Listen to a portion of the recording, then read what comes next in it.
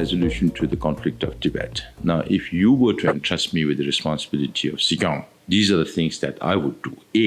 Every effort will be made by all means possible to achieve a uniform status of meaningful autonomy for the people in all the 3 provinces of Tibet, in accordance with the mutually beneficial middle way approach, policy proposed by His Holiness the Dalai Lama. The aspirations of the Tibetans inside Tibet and outside Tibet are approved unanimously by the Tibetan Parliament in exile.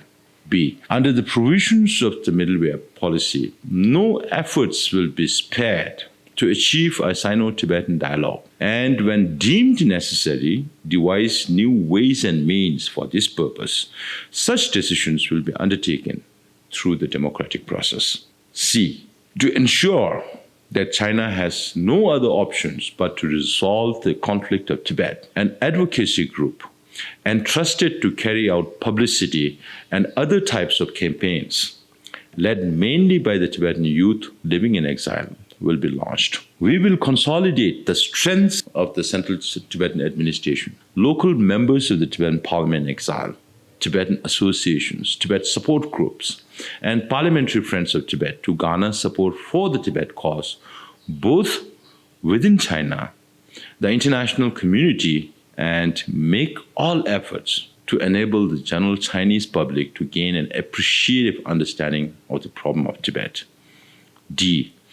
Based on the statements expressed on successive occasions by His Holiness the Dalai Lama, the Kashak will spare no efforts to enable the realization of his visit to China. I believe this initiative will have the potential to find the key for opening the door for the resolution of the Sino-Tibetan dispute.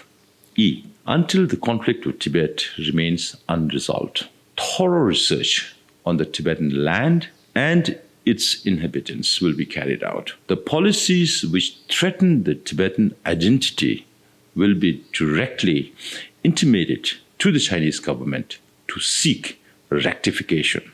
F. With the aim to strengthen or further strengthen interaction between Tibetans inside Tibet and those living in exile, we will urge the government of China to facilitate avenues for people-to-people exchange, for trade, and visits for religious, cultural, artistic, and for the purpose of meeting relatives. G. In keeping with the changing situations in Tibet, China, and across the world, the Kashak will, with due caution and diligence, campaign to build strong ties with nations and groups to enhance the level of global awareness on the conflict of Tibet. H. A strategic planning committee will be formed, and in order to implement the campaigns recommended by it, required changes will be introduced in the working of the Chinese language section of the Department of Information and International Relations, the Tibet Policy Institute, the Department of Security, and the Chinese liaison officers posted at the offices of Tibet abroad. And they will be provided with the requisite facilities for their effective functioning, and their capabilities will also be strengthened.